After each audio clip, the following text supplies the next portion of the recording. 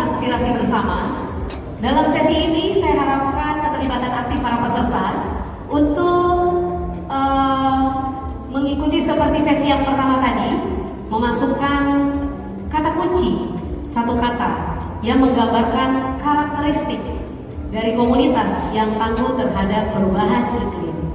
Jadi Bapak Ibu, di atas sudah ada kode Mentimeternya, di meja Bapak Ibu juga sudah ada. Mohon kerjasamanya, kita sama-sama melihat satu kata yang menggambarkan karakteristik komunitas yang tangguh terhadap perubahan iklim masa depan. Seperti apakah komunitas yang benar-benar kokoh? Sambil menunggu munculnya kata-kata kunci yang ada di depan, izinkan saya memperkenalkan para pembicara kali ini. Seperti tadi yang sudah disampaikan, yang pertama Ibu Associate Profesor Sharia Davis dari Monash University merupakan peneliti utama proyek Building a Model of Future Proofing for Climate Resilience by Engaging Communities (MOFCREC) dan memimpin tim interdisiplin Indonesia Australia dalam yang mengembangkan Toolkit for Climate Resilience by Engaging Vulnerable Communities di Lombok, Makassar, dan Kupang. Fokus pada dampak interseksional perubahan iklim terhadap lansia, penyandang disabilitas, dan perempuan. Toolkit ini mencakup strategi resiliensi seperti diversifikasi mata pencarian, sistem irigasi tetes untuk pertanian cerdas iklim, dan advokasi akar rumput melalui kelompok difabel desa KDD. Yang berikutnya, Dr. Sudirman Nasir merupakan Asosiat Profesor Fakultas Kesehatan Masyarakat dengan keahlian kesehatan iklim dan resiliensi komunitas. Peneliti aktif dalam berbagai proyek koneksi termasuk ganti rugi iklim dan sistem pemantauan yang dipimpin komunitas. Berpengalaman dalam pendekatan pembelajaran bersama untuk memberdayakan komunitas, menghasilkan pengetahuan berbasis bukti, dan beliau juga tergabung dalam penelitian MOFCREC. Yang berikutnya, dua peneliti yaitu Dr. Muhammad Taqiyuddin dari Universitas Mataram dan Jonathan A. Lassa dari Charles Darwin University. Dr. Muhammad Taqiyuddin merupakan peneliti utama proyek Understanding Climate Impact on Grassroots Communities and Rural Livelihood in Indonesia, Catalysis Change Toward Adaptation and Resiliency. Memimpin penelitian lintas disiplin dengan pendekatan penelitian aksi partisipatif di Nusa Tenggara Timur, Lampung, Nusa Tenggara Barat, dan Sumatera Barat. Proyeknya telah menghasilkan video teaser dokumenter rencana komunitas untuk aksi ketahanan iklim CPCRA dan alat penilaian kerentanan yang telah diadopsi oleh 6 pemerintah desa di Kabupaten Kupang untuk perencanaan pembangunan desa yang inklusif. Temuan penelitiannya juga mengkonfirmasi dokumen kajian lingkungan hidup strategis rencana pembangunan jangka menengah NTT 2025 hingga 2030. Jonathan A. Lassa seperti yang saya sampaikan tadi merupakan peneliti senior dalam proyek Understanding Climate Impact on Grassroots Communities and Rural Livelihood in Indonesia. Dia dipimpin oleh Dr. Taqiyuddin. Dengan keahlian ketahanan sosial ekologi dan adaptasi iklim, beliau juga berkontribusi dalam pengembangan pendekatan transdisiplin dan metodologi penelitian aksi partisipatif yang menjadi dasar keberhasilan adopsi penelitian oleh komunitas lokal. Berikutnya, Ibu Suryani Eka Wijaya, Bapeda NTB mewakili Badan Perencanaan Pembangunan Daerah NTB dalam pemanfaatan penelitian dan implementasi kebijakan. Berpengalaman dalam perencanaan pembangunan daerah dan menerjemahkan temuan penelitian menjadi kebijakan yang dapat ditindaklanjuti. Karno Batiran, Direktur Eksekutif SRP Payo Payo, pemimpin Sekolah Rakyat Petani Payo Payo, Pusat Pembelajaran Petani di Sulawesi Selatan. Praktisi pembangunan sosial dengan pengalaman memfasilitasi penelitian aksi partisipatif untuk rezim pengelolaan sumber daya bersama. Fokus pada pangan, energi, pengelolaan sumber daya lokal yang berkeadilan untuk masyarakat pedesaan. Baik, kita melihat bersama. Kembali ke Word Cloud, sudah melihat banyak jawaban dari Mentimeter. Karakteristik seperti kerjasama, cerdas, inovatif, kolaborasi, adaptif, berdaya, serta inklusif ya. Semakin inovatif ini yang paling besar serta kerjasama. Nah, kata kunci ini, karakter-karakter ini merupakan menjadi kompas dialog dalam sesi kali ini. Kita akan mengeksplorasi bagaimana penelitian koneksi dan pengalaman implementasi dalam mewujudkan visi komunitas ini. Terima kasih, aplaus dulu untuk para peserta yang telah memasukkan kata kunci ini yang merupakan karakteristik komunitas yang tangguh terhadap perubahan iklim masa depan. Baik, selanjutnya sesi berikutnya adalah kita mendengarkan dua paparan penelitian dari peneliti pertama dan kedua dalam waktu 10 menit. Peneliti pertama yaitu tim dari Profesor Shelley Davis dan Dr. Sudirman Nasir. Apakah ingin berbagi atau ya, baik. Penelitian ini tentang toolkit dari climate resilience tentang dampak interseksional dan strategis resiliensi yang dikembangkan komunitas rentan di Lombok, Makassar, dan Kupang. Saya akan memberikan waktu 10 menit untuk memaparkan terkait peneliti.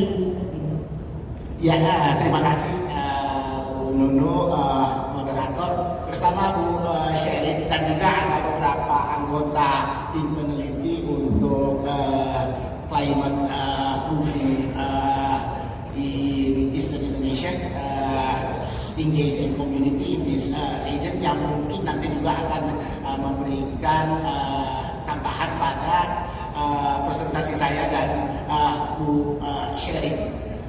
Saya kira saya ingin memulai dengan menyebutkan bahwa ide penelitian ini, pelaksanaan penelitian ini, dan di bagian akhir penelitian ini dibingkai oleh satu pendekatan yang mungkin sudah semakin sering kita dengar, yaitu interseksionalitas, atau mungkin dalam bahasa Indonesia bisa kita terjemahkan seperti sebuah pertemuan unsur-unsur yang berbeda.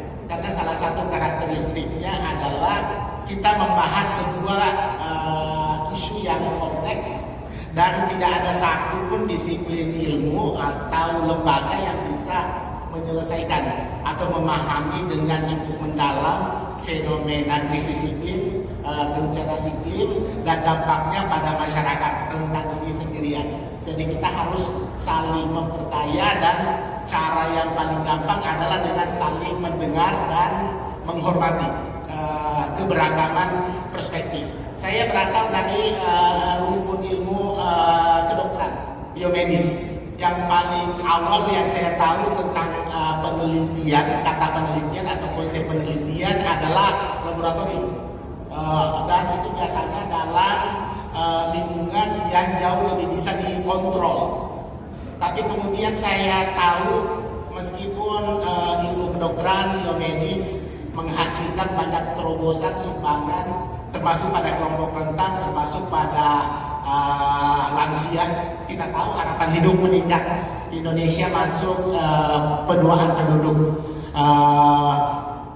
Harapan hidup kita yang waktu kita merdeka hanya sekitar 50, sekarang lebih 70. Tetapi ada masalah, harapan hidup meningkat, tapi harapan hidup sehat kita itu atau healthy life expectancy itu terkait sekitar 7 tahun. Jadi orang harus hidup panjang, tapi ada sekitar 7-10 tahun dengan kondisi kronik. Hidup, tapi banyak sekali bebannya. Lansia, apalagi lansia kita tahu sering mengalami disabilitas, sering juga mengalami diskriminasi, apalagi kalau dia mengalami atau berasal dari latar belakang sosial ekonomi yang lemah. Kemudian saya bertemu dengan kawan-kawan dari ilmu sosial. Oke, ternyata tidak semua lingkungan bisa kita kontrol. Ada obatnya, belum tentu obat atau teknologi itu bisa mereka akses. Kita juga ada kebiasaan yang harus kita akui di kalangan profesional. Kadang-kadang kita tidak sadar kita paternalistik. Ini yang paling bagus untuk lansia, ini yang paling bagus untuk penyandang disabilitas, ini yang paling bagus untuk perempuan. Karena tadi ada pembicara di sesi sebelumnya, ada ketidakseimbangan kekuasaan atau kekuatan. Nah, kita tidak bisa menyelesaikan masalah kompleks ini kalau kita tidak memahami juga pengalaman mereka. Sering kita sebut sebagai lived experience, pengalaman nyata para lansia ketika menghadapi bencana iklim, pengalaman nyata penyandang disabilitas. dan perempuan. Yang sebelum memindahkannya ke Bu Sherin, yang saya paling pelajari rasanya adalah kalau kita mendengar beragam pengalaman, kita biasanya menghindari dua ekstrim. Ekstrim yang pertama yang sering memerangkap kita sering paternalistik seperti saya katakan tadi, atau menganggap enteng masyarakat yang lebih lemah pendidikan, lemah ekonomi, lemah akses. Padahal kalau kita mau bersabar, berbesar hati, ternyata masalah kompleks ini bisa kita lebih pahami kalau kita mendengar pengalaman mereka, membiarkan mereka atau memfasilitasi mereka membicarakannya, membagi bagaimana mereka bertahan. Sebagian besar orang tidak diam-diam ketika menghadapi masalah. Mereka mencari cara kreatif di tengah banyak keterbatasan untuk mengurangi dampak atau untuk survive atau untuk selamat. Tapi kadang-kadang juga kita melakukan ekstrim yang satu. Ekstrim yang satu adalah kita mengglorifikasi atau meromantisasi kemampuan mereka bertahan. Padahal mereka bertahan dalam kondisi serba keterbatasan. Kalau kita ingin membuat kualitas hidup mereka tidak memburuk atau bisa pelan-pelan membaik ketika terjadi tantangan besar seperti krisis iklim, bencana iklim, kita harus memfasilitasi pertemuan orang-orang, lembaga-lembaga yang memiliki maksud baik dan energi yang baik, sehingga mereka bisa bertahan dan ada peningkatan dari waktu ke waktu. Meskipun peningkatan itu biasanya tidak linear. Saya mau menutup presentasi saya ini dengan menceritakan sesuatu yang mengharukan selama pengumpulan data dan kemarin kita bertemu di masyarakat, wakil pemerintah daerah dari provinsi, kota sampai kecamatan di Pautene. Ada seorang ibu relawan membuat ruang aman untuk perempuan-perempuan muda. Salah satunya itu adalah penyandang disabilitas. Dan lewat banyak beberapa inisiatif riset operasional dan program Australia, kita memberikan di berbagai lembaga termasuk di Universitas Hasanuddin dukungan yang lebih nyata untuk penyandang disabilitas, termasuk membentuk unit disabilitas bagi mahasiswa penyandang disabilitas dan pelan-pelan memperbaiki fasilitas supaya bisa lebih terakses oleh orang-orang dengan beragam disabilitas. Dan bertemu anak perempuan berumur 18 tahun difabel, dia ada delayed untuk speech, berhasil masuk Universitas Hasanuddin. Dan kebetulan di fakultas saya, anak yang awalnya tidak membayangkan dirinya bersekolah, tapi berkat Ibu Neni, relawan di Pautene sana, membangkitkan perlahan-lahan kepercayaan dirinya dan kemudian masuk universitas. Dan tahun kedua saat ini bisa, tentu tidak mudah, Unhas dan saya kira sebagian besar universitas di Indonesia fasilitasnya masih harus ditingkatkan terus-menerus. Tapi kelebihan kita banyak sekali orang Indonesia yang suka menjadi relawan, sesama mahasiswa dan juga dosen yang membantu, sehingga insya Allah bulan September mendatang angkatan pertama mahasiswa difabel yang diterima 4 tahun lalu akan selesai. Ibu Neni dan Risma ini menceritakan di Pautene sana sangat sedikit anak perempuan dari lingkungan sosial itu yang bisa masuk universitas negeri besar di Sulawesi Selatan. Jadi sudah ada satu bukti nyata di masyarakat itu bahwa kolaborasi, komunikasi tokoh-tokoh masyarakat, lokal champion di wilayah itu, dukungan dari lembaga-lembaga di luar tadi, ada universitas, ada pemerintah kecamatan, itu bisa memberikan satu bukti nyata bahwa yang dulu dibayangkan susah terjadi bisa terjadi. Bukan bukan lagi sesuatu yang khayalan. Ada contoh nyata dekat dari lingkungan itu. Kemudian bukan lagi sesuatu yang tidak mungkin. Ya. Bu Neni juga mendapatkan dana dari usaha-usaha kreatif ibu-ibu, mendiversifikasi abon ikan dari daerah pesisir kan ya, sehingga kemudian mereka bisa memiliki keragaman income. Dan saya kira bukan hanya income, kepercayaan diri. Bu Neni dan timnya ini mendapatkan pembelajaran dukungan yang bukan hanya menghasilkan hal material, tapi juga hal non material, tapi bisa menginspirasi banyak orang di lingkungan terdekat. Itu mungkin yang bisa dan Bu Sheryl bisa mendapatkan.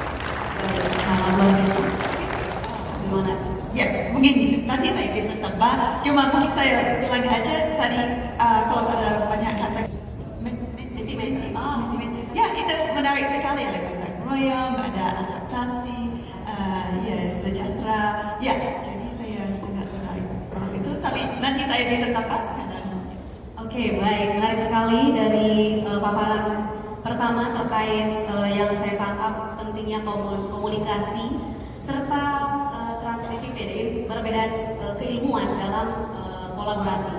Saya juga dari background biomedik Pak, jadi sebenarnya saya juga mengalami hal yang sama, kita terbiasa dalam laboratorium atau terbiasa dengan manusia dan mencipta. Dan itu semua kita kontrol, berbeda dengan ketika di sini kita berhubungan dengan sosial. Nah, dari sini pentingnya lintas disiplin, lintas background untuk saling berkolaborasi. Baik, selanjutnya 10 menit kedua akan saya serahkan kepada peneliti kedua, yaitu kita berdialog lebih lanjut terkait penelitian dengan para pembicara. Saya ingin memulai dengan Prof. Sheryl. Mungkin bisa diceritakan sedikit tentang Toolkit for Climate Resilience dan mungkin kelompok di Kampung Desa. Oh iya?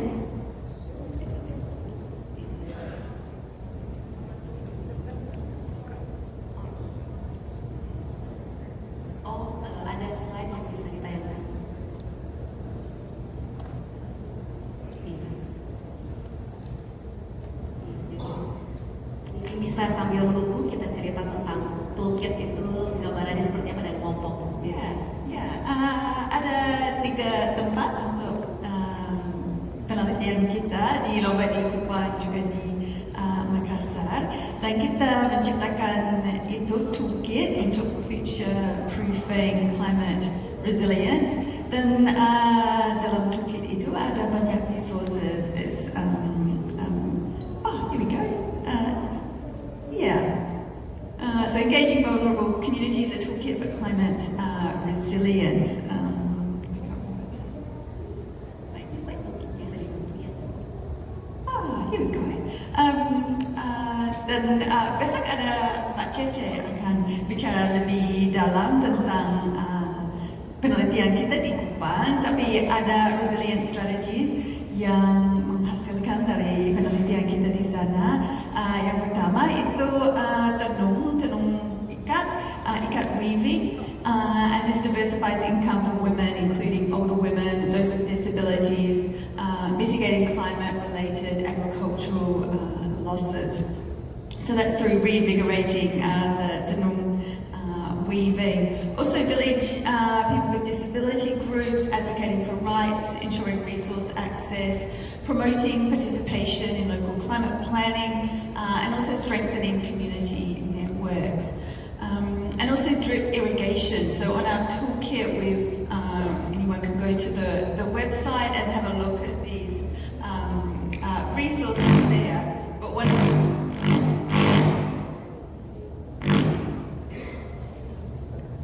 of them was drip irrigation in Kupang, so enhancing climate smart agriculture and community resilience through different ways of irrigating the fields. And I think we have another slide, pretty quick now. Ini juga tempat kelompok, mungkin Pak Eka will talk in a minute about this more, but adults with disabilities face unique climate challenges but remain active to maintain independence. Also for older women farmers, ways to save water with water pumps, better seeds, and rainwater collection for drought. So our toolkit explains these different ways of being climate resilient. Also for fishing communities, so engage in coral conservation, sustainable octopus harvesting, and also trying to invigorate beach tourism initiatives. And also through collective action, so farmer and fisher groups, giving them access to government support training and resources. That slide, very good, yeah. Yeah, and here in Makassar, so some of the resilience strategies of our toolkits are including traditional ecological knowledge, so guides for agriculture, fishing, the rumah panggung, the stilted houses for construction, so that if at a banjir or people can still access their homes, and also diversification, so fishing, small businesses, and tourism, which can enhance community resilience. So these are some of the findings from our research that we've put in our interactive toolkit. I don't know whether we want to go to either Sudi or Eka to explain a bit more about that, or come to that. Kita sudah ada sedikit gambaran tentang ternyata di Kupang, Makassar, dan satu lagi Lombok memiliki metode resiliensi yang berbeda-beda karena pastinya berdasarkan lokalitas dan culture yang ada serta kondisi dalam daerah tersebut. Nah, selanjutnya saya ingin bertanya ke Pak Karno terkait tadi Prof. Sherin sudah menyampaikan bahwa ada kelompok di Febel Desa di Kupang bagaimana mengadvokasi perubahan akar rumput terkait perubahan iklim, dan ini bagaimana melibatkan masyarakat lokal, partisipasi dari masyarakat kelompok masyarakat lokal. Saya ingin bertanya terkait bagaimana berdasarkan pengalaman dari sekolah rakyat petani payu-payu dalam pengelolaan sumber daya partisipatif, karena sekolah rakyat PayPay ini sudah 13 tahun melakukan aktivitas pengelolaan sumber daya partisipatif dengan masyarakat. Mungkin bisa dijelaskan lebih lanjut. Ya, terima kasih. Saya dari Sekolah Rakyat Petani Payu-Payu, tempatnya di Maros di luar Makassar. Pada akhirnya kami di kampung sebenarnya butuhnya, kalau berhubungan dengan penelitian ya, kami sebenarnya butuhnya pada akhirnya butuhnya adalah participatory action research.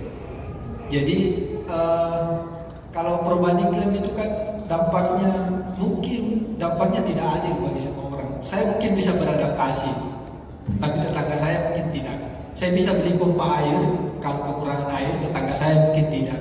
Nah, participatory action research itu salah satu bagi, kalau saya pribadi ya, menganggap salah satu metode atau strategi yang paling bisa untuk, tadi di mentimeter banyak disebutkan kerjasama.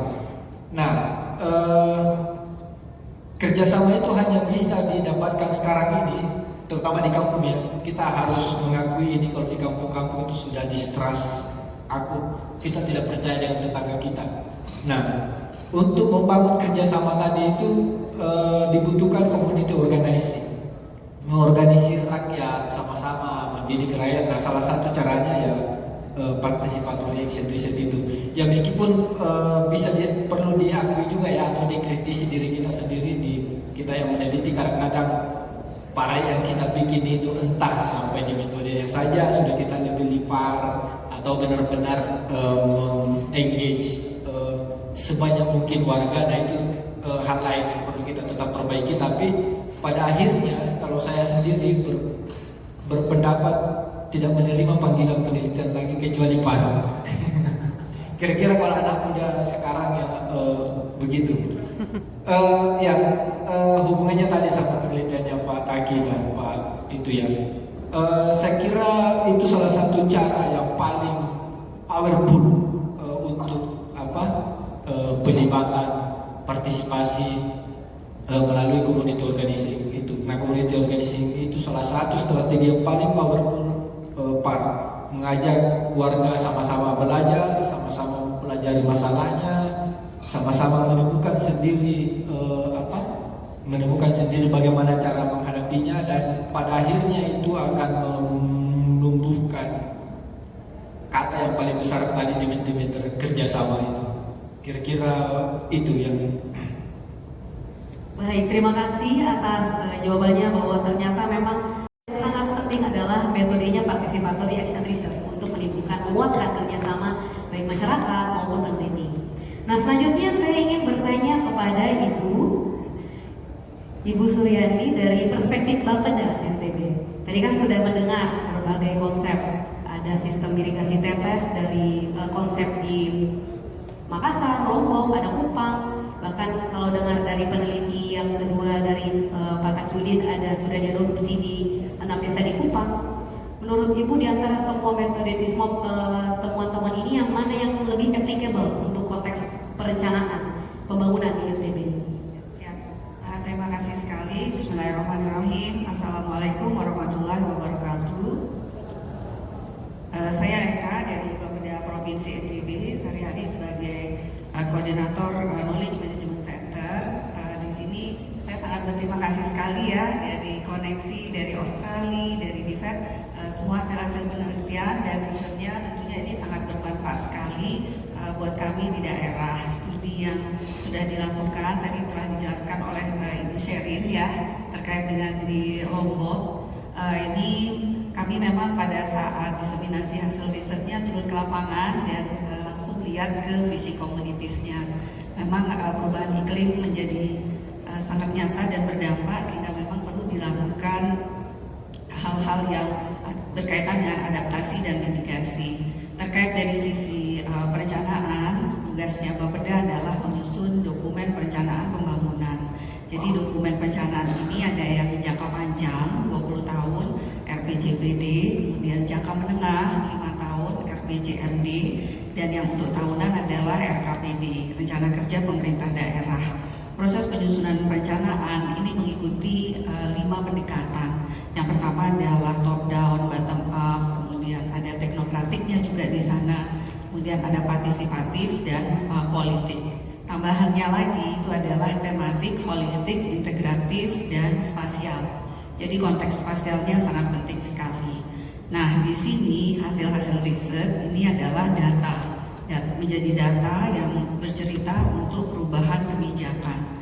Nanti dalam fase posisinya saat ini ada fase tahapan untuk perencanaan kami di daerah bersama dengan seluruh Indonesia ya, karena pelantikan pimpinan daerah tanggal 20 Februari, 6 bulan kemudian adalah penetapan dokumen jangka menengah.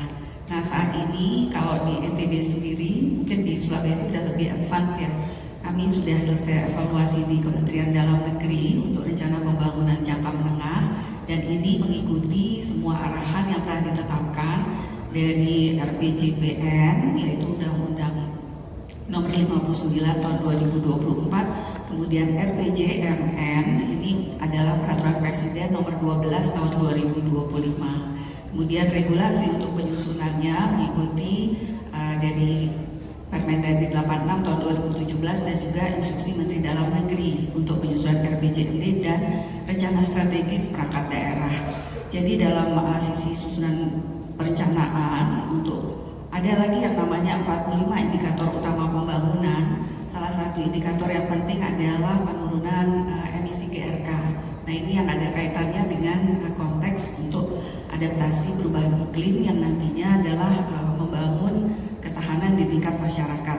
Bapak Ibu kita semua mungkin sudah paham ya formulanya, risk atau resiko itu sama dengan hazard dikali exposure-nya, dikali vulnerability-nya, dibagi capacity-nya. Nah ada komponen capacity yang mungkin dari hasil riset ini yang bisa kita tingkatkan bersama. Kalau persoalan hazard exposure vulnerability mungkin kalau misalnya di tingkat kita masing-masing sangat berbeda ya kondisi geografinya, tapi bagaimana capacity ini bisa menjadi satu kunci yang kita bisa tingkatkan bersama-sama dari level yang paling bawah yaitu di tingkat masyarakat.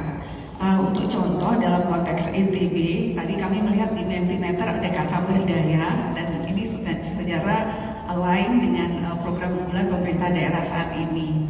Jadi dengan visi di NTB sebagai contoh itu adalah NTB yang makmur mendunia. Kemudian ada 10 program unggulan di dalamnya yaitu program unggulan yang kedua NTB dengan desa berdayanya. Nah ini fokus pembangunan nanti harapannya di desa, desanya nanti tanpa kemiskinan, kemudian desanya juga bisa mandiri pangan, kemudian juga pariwisata di desa bisa berkembang. Kemudian yang terkait dengan GETSI tadi, kami juga sudah merumuskan di dalam program unggulan berdasarkan visi misi Gubernur NTB ini adalah NTB inklusi.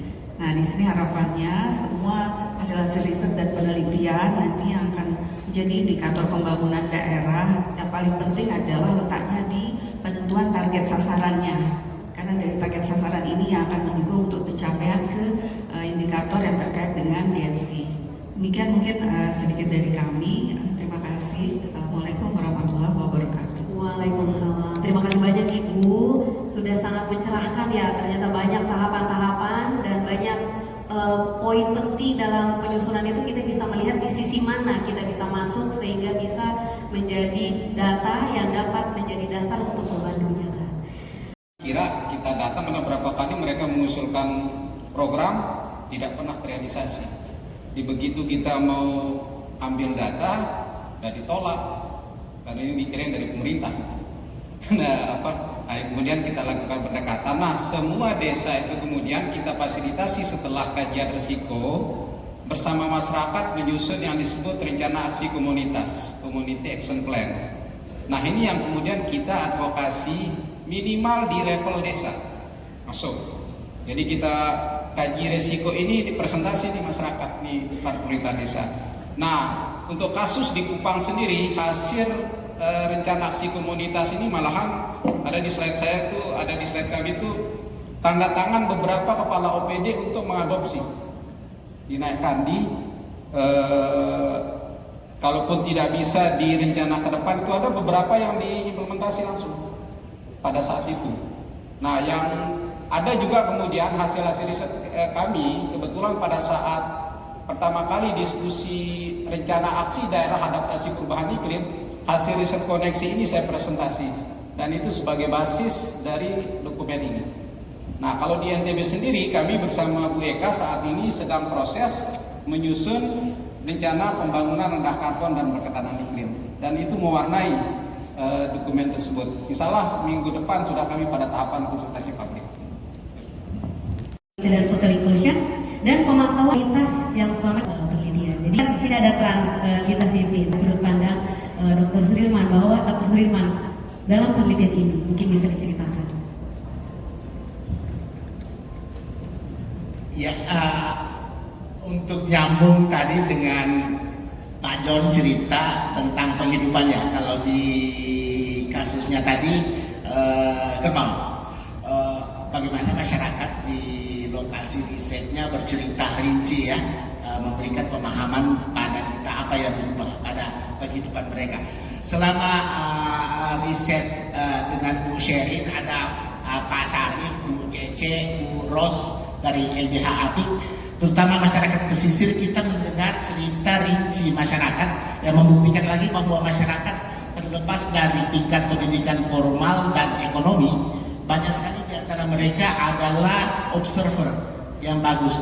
Mereka bercerita rinci sekali perubahan yang terjadi pada ikan bolu atau ikan bandeng di pesisir Makassar, yang dulu naik 3 atau 4 sudah 10 kilo, sekarang kecil-kecil karena perubahan iklim. Kemudian ikan-ikan yang makin sulit didapatkan, mereka harus mengeluarkan waktu lebih banyak, bahan bakar lebih banyak untuk mendapatkan ikan dengan kualitas dan kuantitas yang sama. Tapi ikan bandeng yang kecil-kecil ini kan dalam masyarakat seperti itu tidak boleh terbuang. Ibu-ibu dengan kreatif, oke, ini tidak enak lagi dipakai, temannya sop saudara. Sop saudara itu salah satu sop yang temannya nanti Pak John dan teman-teman yang dari luar Makassar mesti coba. Dan itu lebih bagus kalau di street food, jangan di hotel. Mereka jadikan aneka olahan. Dan kemarin di sesi workshop kita dan kemarin juga waktu kunjungan Pak Sekda, Kepala Badan Bencana, mereka bisa mempackage, menyesuaikan ikan-ikan yang lebih kecil itu menjadi makanan olahan dengan kualitas termasuk packaging yang bagus. Tapi mereka juga bercerita terbuka, yang masalah adalah akses untuk memasarkannya. Itu mereka butuh sekali dukungan. Makanya ya saya selalu bilang tadi, mereka rentan dan mereka bisa memperlihatkan aneka upaya untuk bertahan. Tapi kalau tidak ada yang lembaga lain yang membantu, mereka resiliensi di tingkat dan susah berkembang besar. Jadi harus ketemu niat baik, energi banyak pihak. Dan saya kira riset-riset seperti ini, kita mau menyebut apapun, tapi pasti intinya memang participatory, mendengar, menghormati, dan membuka kemungkinan baru. Ada 3 saya kira ya, saya ingin tutup dengan itu. Krisis iklim, bencana iklim kita harus hadapi. Dia akan makin sering, dia akan makin parah, dan biasanya yang dia ganggu pertama kan penghidupan, pekerjaan, kemudian sumber daya, air, pangan, dan perumahan. Kalau air terganggu kualitas dan jumlahnya pada perempuan, itu dampaknya akan tinggi sekali, termasuk ke kesehatan seksual reproduksi, infeksi lewat air tercemar, kemudian pangan, kemudian jangan juga lupa kalau terjadi banjir, disrupsi atau gangguan pada pasokan obat-obat esensial. Ketika terjadi banjir, posyandu atau puskesmas terganggu, pasokan kontrasepsi dan sebagainya. Kita bisa bayangkan kalau dalam kondisi bencana, kemudian kehamilan, air tercemar, makanan tercemar, kehamilan berisiko tinggi akan semakin banyak. Kemarin semua workshop kita kemarin itu peserta studi bercerita tentang kemarau panjang 2023 dan mati lampu bergilir 4 jam. Susah sekali hidup di Makassar. Padahal Makassar slogan-slogan mewahnya banyak. Tapi kita mati lampu setiap 4 jam, air susah. Bayangkan kalau lansia dan disabilitas. Dan kemudian salah satu misalnya cara bertahan, orang beli kipas angin dan di depan kipas angin pasang es batu karena kondisi rumah panas sekali kan ya, ini gelombang panas. Dan bertemu dengan kawan-kawan terutama arsitektur dan geohazard, itu kan kalau orang terpapar panas dalam waktu yang lama, itu dampak pada kesehatan fisik dan mentalnya tinggi. Kita belajar dari kawan-kawan kita di arsitektur untuk vernacular cooling architecture, terutama di perumahan pemukiman informal. Mereka paling banter bisa beli tadi itu ya, kipas angin, pasangkan es batu. Tadi itu berarti kan akan menggerus lagi air. Kita tahu banyak masyarakat harus mengeluarkan uang untuk air kan. Sekarang nanti akan mengeluarkan uang untuk es batu kalau terlalu panas. Dan itu kita bisa menggabungkan sejumlah metode. Kalau orang terpapar panas dalam jumlah waktu yang lama, kita bisa ambil biomarker dari keringat atau dari salivanya, itu kerusakan yang terjadi. Kalau kita bisa ukur risknya, hazardnya, dan kemudian melakukan modifikasi pada perumahan, juga pada air yang tercemar kan gampang biomarkernya kita dapat. Kita paling peka E. coli kan, kalau kita ada intervensi, E. coli berkurang di air, E. coli berkurang di feses, E. coli berkurang di tanah. Kalau itu kita bisa konsisten ukur, berarti ada perbaikan. Kalau tidak, berarti kalau terjadi infeksi besar pada manusia, ya bagaimana tidak? E. coli-nya di air dan di tanah tinggi kan?